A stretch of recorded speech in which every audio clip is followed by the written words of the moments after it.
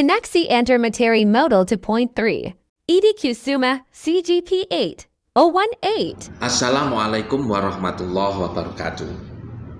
Pada kali ini saya ingin menyampaikan tentang koneksi antar materi modul 2.3. Di dalam modul 2.1 itu dibahas tentang pembelajaran berdiferensiasi. Di dalam pembelajaran berdiferensiasi ini, pada pokoknya adalah ingin menjadikan siswa sebagai pusat dari pembelajaran. Di dalam menjadikan siswa sebagai pusat pembelajaran ini, maka yang pertama harus dilihat itu adalah kesiapan siswa, juga karakter dari siswa. Apakah siswa itu memiliki gaya belajar kinestetik, auditori, atau visual? Maka ini harus dilihat dan diketahui lebih dahulu oleh para guru dan para pendidik. Nah, setelah mengetahui itu, maka akan dipetakan berdasarkan kesiapan belajar siswa dan juga berdasarkan sumber belajar yang pertama. Jadi sumber belajarnya bisa jadi berbeda-beda. Kemudian yang kedua kaitannya dengan proses di dalam belajarnya. Proses belajarnya juga bisa berbeda. Dan terakhir adalah produk yang dihasilkan. Namun semuanya ini dalam rangka melaksanakan pembelajaran berdiferensiasi sebenarnya adalah pada tujuan target pembelajaran yang sama. Dengan perbedaan perlakuan diharapkan siswa memiliki kemampuan berkembang secara optimal dan sesuai dengan target yang telah digariskan. Berikutnya tentang modul 2.2. Di dalam modul 2.2 ini dibahas tentang kompetensi sosial dan emosional. Tentu saja di dalam kompetensi sosial dan emosional ini bisa diraih dengan pengajaran sosial dan emosional. Di dalam pengajaran sosial dan emosional ini yang ingin dicapai adalah yang pertama kesadaran diri, kemudian yang kedua manajemen diri, yang ketiga adalah kesadaran sosial, yang keempat adalah keterampilan berelasi, dan yang terakhir ini adalah pengambilan keputusan yang bertanggung jawab. Jadi endingnya, akhirnya yang harus dicapai dan ini akan kelihatan itu adalah ketika mengambil keputusan yang bertanggung jawab. Nah, dalam rangka pembelajaran sosial dan emosional ini bisa dilakukan dengan pembelajaran secara implisit yang pertama, kemudian yang kedua bisa dengan pembelajaran eksplisit, dan yang ketiga bisa dengan membentuk budaya kelas dan budaya lingkungan sekolah.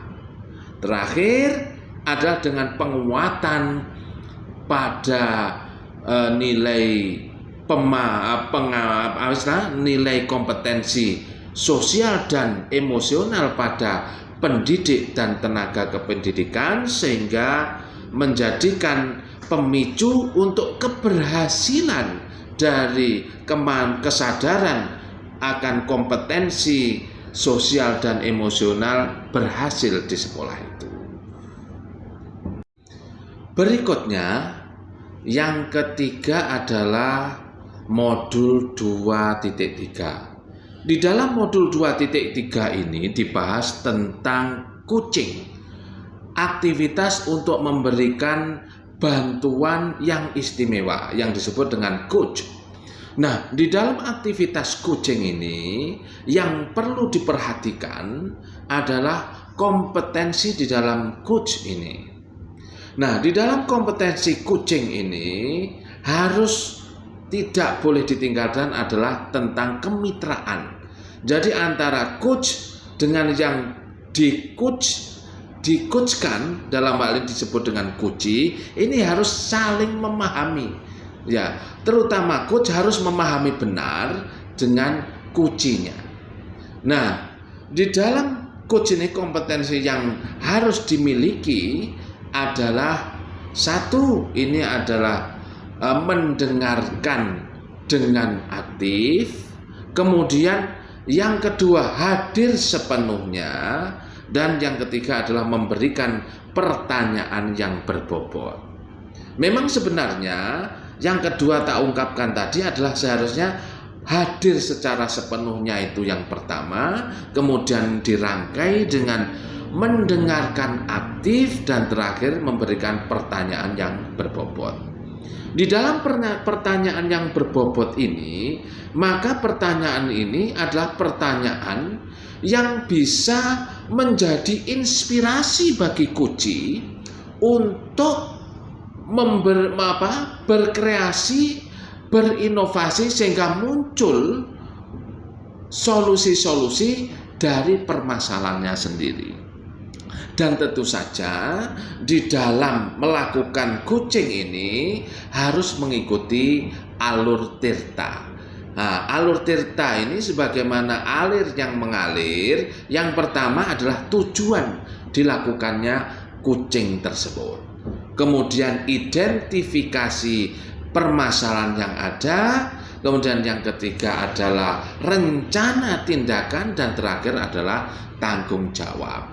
Maka di situ juga harus diungkap juga berkaitan dengan hambatan-hambatan yang dialami oleh Kuci ketika akan melaksanakan rencana tindakan. Begitu juga harus ada siapa nanti yang akan mengawasi.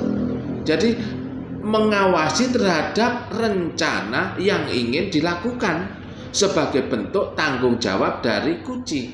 Nah, maka pengawas ini sangat penting untuk memberikan dorongan jika di dalam pelaksanaan nantinya untuk mengurai permasalahan si Kuci ini ada kendala.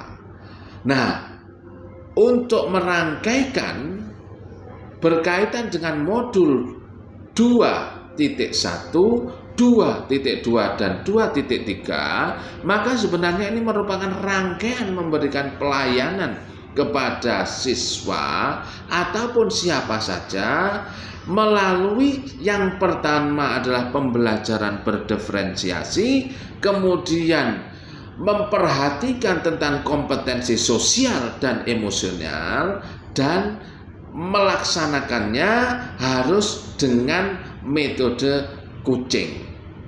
Coach, jadi tahu tujuan, identifikasi masalah, kemudian rencana tindakan dan tanggung jawab. Otomatis ini ketika ingin agar siswanya benar-benar nanti menjadi siswa yang merdeka, sebagaimana slogan di dalam kurikulum Merdeka, guna membentuk profil pelajar yang diinginkan oleh pemerintah, tidak lain adalah profil pelajar Pancasila. Demikian, terima kasih, semoga bermanfaat. Assalamualaikum warahmatullahi wabarakatuh. Terima kasih the end.